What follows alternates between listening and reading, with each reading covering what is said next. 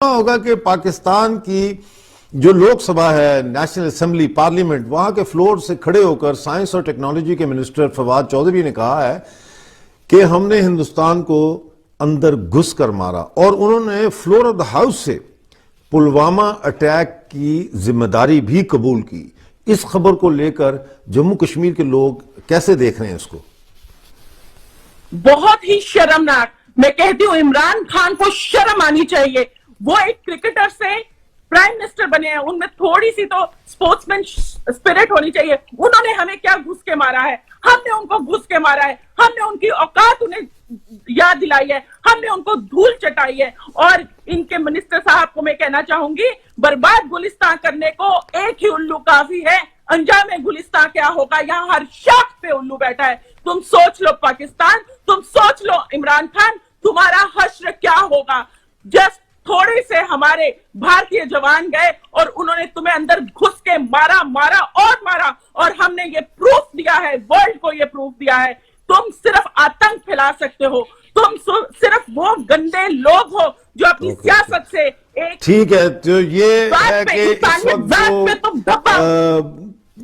भारत के जम्मू कश्मीर में पुलवामा के को लेकर जो इकबाल जुर्म किया है पार्लियामेंट के फ्लोर से, उसने जम्मू कश्मीर के अवाम को बहुत उनकी आंखें खोल दी, बल्कि खोल देनी चाहिए और खोल दी। की गवर्नमेंट्स की भर्ती की हुई ब्यूरोक्रेसी हैं जो सैबोटाज करते हैं हर दफा। जो भी कोई ऐसा दिल्ली से लॉ नया आता है जम्मू कश्मीर की बेहतरी और बढ़ावे के लिए, तो इस लॉ को आप कैसे देखती हैं जो न्यू लैंड रिफॉर्म का लॉ आया है?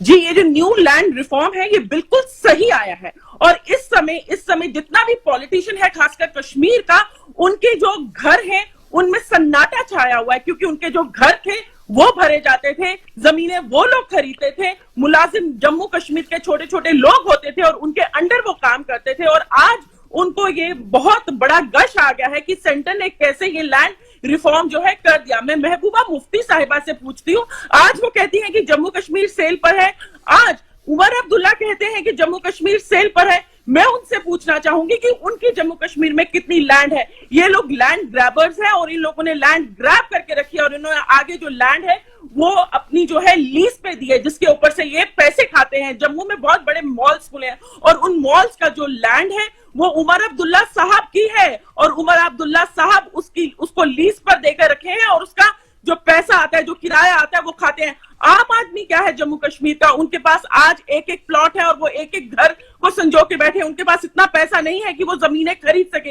ये जो जमीन का नया लैंड रिफॉर्म लॉ आया है, इससे सबसे बड़ा जो नुकसान है वो महबूबा मुफ्ती साहिबा, उमर अब्दुल्ला और जो बाकी कश्मीर के सियासतदान हैं उनको हुआ है, आम इंसान को नहीं हुआ है। क्योंकि आम इंसान चाहता है कि सेंटर से यहाँ पर लोग आए, आकर यहाँ पर भारत के लोग यहाँ आकर अपनी पैर पसारे। अगर ये लोग जाकर हिंदुस्तान के बाकी हिस्सों में अपने पैर पसार सकते हैं तो हिंदुस्तान क्यों नहीं आ सकता जम्मू कश्मीर में अपने पैर पसारने? क्यों नहीं यहाँ पर रिलायंस आ सकता? क्यों नहीं यहाँ पे फोर्टिस हॉस्पिटल आ सकता? क्यों नहीं यहाँ अपोलो आता?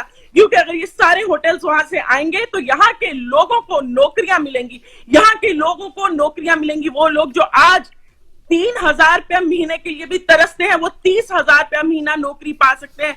यहाँ के डॉक्टर्स जो बेरोजगार बैठे हैं, अगर यहाँ पे अच्छे हॉस्पिटल्स खुलते हैं तो उनको 70-70, 80-80 हजार रुपए पे नौकरी मिल सकती है।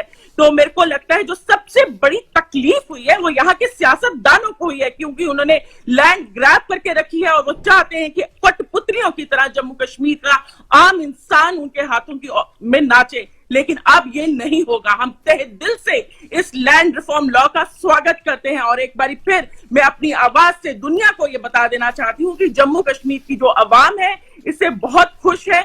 हमें इस चीज की बहुत खुशी है कि सेंटर ने ये डिसीजन लिया है कि अब बाहर के लोग आके जम्मू में लैंड खरीद सकते हैं। यहाँ पर जब बाहर के लोग आएंगे तरक्की होगी और उस तरक्की से जम्मू के लोगों को भी फायदा होगा। और नुकसान अगर होगा तो सिर्फ और सिर्फ उन पॉलिटिशियंस को होगा जो सिर्फ और सिर्फ अपना जेब भरना चाहते हैं। मैं पूछती हूँ, ये क्यों क्वेश्चन कर रहे हैं लैंड रिफॉर्म लॉ को? उस समय ये कहा थे, उस समय उन्होंने ये कहा था जब कश्मीरी पंडितों को घसीट के घर से निकाल के मारा गया था, उस समय महबूबा मुफ्ती को याद नहीं आया हाय मेरा जम्मू कश्मीर। मैं ये पूछना चाहती हूँ कि अगर उनकी बेटी, उनके बेटे जम्मू से बाहर जाके पढ़ सकते हैं, अगर उमर अब्दुल्ला साहब, आपके 2 लड़के जो हैं शहजादे हैं, वो जम्मू से जाके बाहर पढ़ सकते हैं, अगर आपकी प्रॉपर्टीज जम्मू से बाहर हो सकती है, जम्मू कश्मीर से बाहर हो सकती है, तो बाहर के लोगों ने क्या पाप किया कि वो हिंदुस्तान का, जम्मू कश्मीर का हिस्सा नहीं बन सकते? हाँ, अगर आप हिंदुस्तान में रहते हैं, अगर आप भारत में रहते हैं, तो आपको ये हक देना होगा भारतवासियों को। मिताली जी, कैमरे को आप, कैमरा जरा लेफ्ट साइड पे रखें, आपका चेहरा बार बार आधा कट जाता है। आप गुफ्तगू जारी रखिए, कैमरे को लेफ्ट पे रखें। हाँ, ये हाँ जी। हाँ, थोड़ा तो मैं और ये कहना चाहती हूँ कि किस चीज का ये क्वेश्चन मार्क है। मैं आपसे ये पूछना चाहती हूँ कि आपको किस बात की तकलीफ है? आपको किसी बात की तकलीफ नहीं। अब आपको ये लग रहा है कि हमारे हाथ से जो हमारा नेपोटिज्म था, जो हमारी एक सियासत के जरिए हम अपने मजे लूट रहे थे, अब वो कहीं ना कहीं उन्हें अपने मजे खत्म होते दिखाई दे रहे हैं, इसलिए बहुत तकलीफ हो रही है। आज ही महबूबा जी कह रही थी कि मैं जम्मू के यूथ को सफर नहीं होने दूंगी। आप सफर नहीं होने देंगी? आपने तो जम्मू के यूथ को सफर करवाया है, जम्मू कश्मीर के यूथ को आपने सफर कराया है। जम्मू कश्मीर के यूथ आपके हाथों की कठपुतली बन के रह गए हैं। लेकिन याद रहे कि अब ये जो लैंड रिफॉर्म लॉ आया है, इसमें सिर्फ आपके बच्चों को नुकसान, आम कश्मीर और जम्मू के लोगों को नुकसान नहीं होगा। तो ये जो लैंड रिफॉर्म्स हैं, ये ज़रूरी जमीन जो है, एग्रीकल्चरल लैंड, उसके ऊपर ये लागू नहीं होते। यानी कि एग्रीकल्चरल लैंड सेफ है, यानी इनके फलों के बागात और इनके बाकी जो ज़रूरी जमीन है वो सेफ है। वो सेफ है क्योंकि गवर्नमेंट ने ये लॉ लाया है कि आप अपनी एग्रीकल्चर जो लैंड है वो एग्रीकल्चरलिस्ट को ही सेल ऑफ कर सकते हैं। उसके ऊपर कोई भी किसी भी तरह का मॉल या फिर कोई भी तरह का शॉपिंग मॉल आप नहीं बना सकते हैं, ना वो गिफ्ट की जा सकती है फॉर नॉन एग्रीकल्चरल पर्पज। हाँ, लेकिन agriculture land can be purchase for agricultural purpose. लेकिन उनको ये तकलीफ नहीं है, उनको तकलीफ ये है कि जो जम्मू और कश्मीर के मेन इलाके हैं, यहाँ पर इन्होंने लैंड ग्रैब करके रखी है। आपको मैं बताती चलूं कि उमर अब्दुल्ला साहब की यहाँ पे लैंड है और उस लैंड पे उन्होंने इतना बड़ा मॉल बनवाया और वो सारी की सारी लैंड लीज के ऊपर है। तो तकलीफ ये है कि इन्होंने जो इलीगली अपनी लैंड हमारी जो है ग्रैब की हुई है, अब उन्हें वो अपने हाथों से निकलती दिखाई दे रही है। अगर नेटशेल में बात करें तो जो इन्होंने यहाँ पे मोनोपोली बनाई थी, इनको लग रहा है कि अब हमारी मोनोपोली जो है खत्म हो रही है।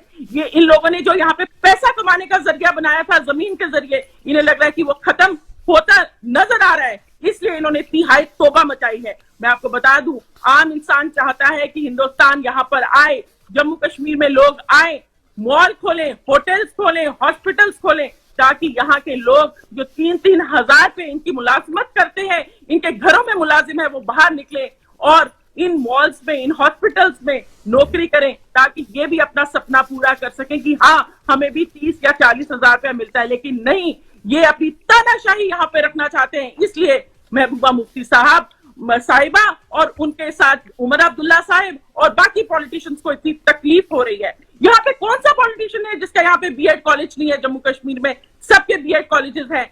एक गेजेटेड ऑफिसर जो एक प्लॉट नहीं पूरी उम्र ले सकता, ये लोग जमीनें खरीदते हैं, उस पर बीएड कॉलेजेस खोलते हैं और फिर इन्हीं गेजेटेड ऑफिसर्स को रिटायरमेंट के बाद मुलाजमत पे रखते हैं। इनके पास हुनर क्या है? इनके पास हुनर है तो सिर्फ करप्शन का। और इन लोगों ने, इन सियासतदानों ने जम्मू कश्मीर में लड़ाई लगवा के रखी हुई है।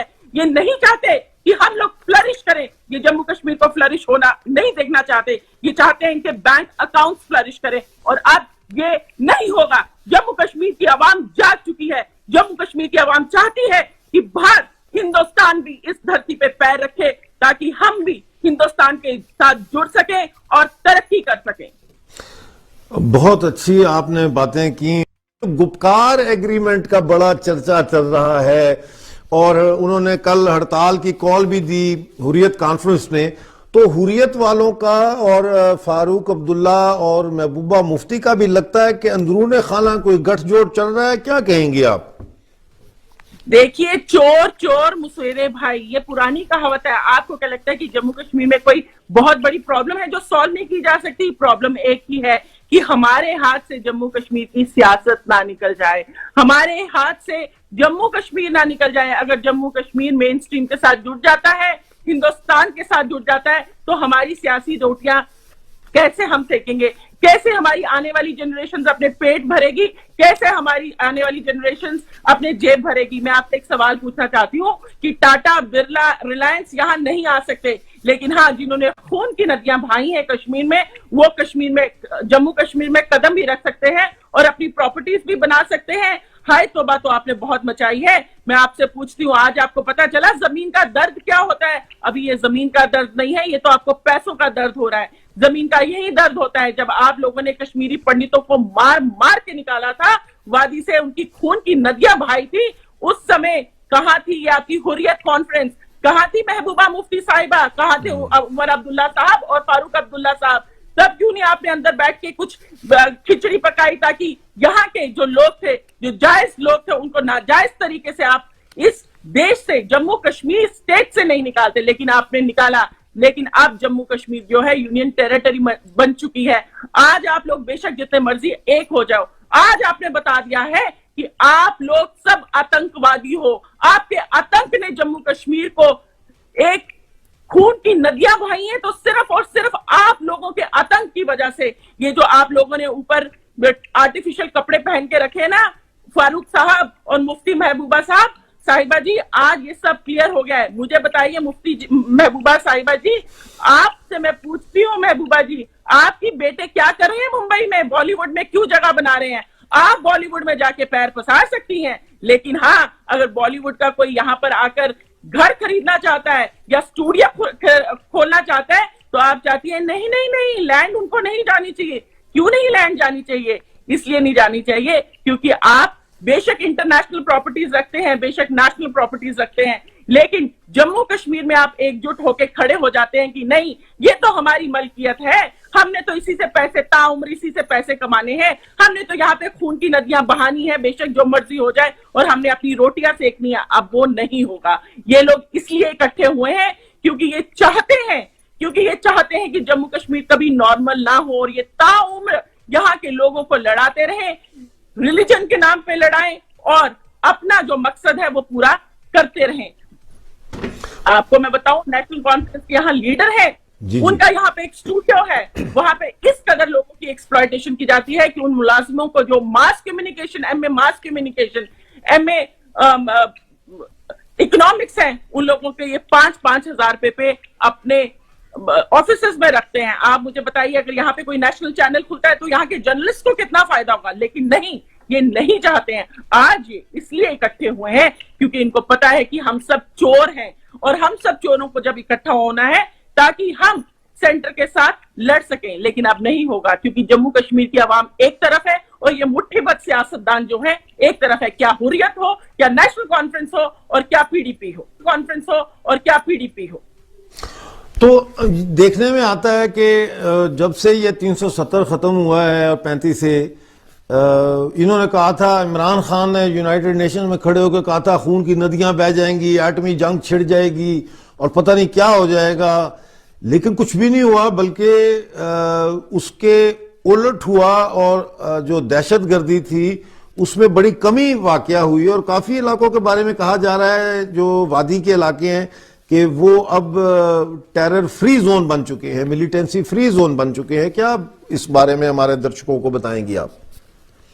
बिल्कुल, मैं बताना चाहूंगी, मैं वर्ल्ड को ये बताना चाहूंगी कि ये वो कश्मीर था, यहाँ पे सालों साल स्टोन पेल्टिंग होती रहती थी, लोग निकलते थे और उनके ऊपर पत्थर मारे जाते थे, आर्मी थी उसके ऊपर पत्थर मारे जाते थे।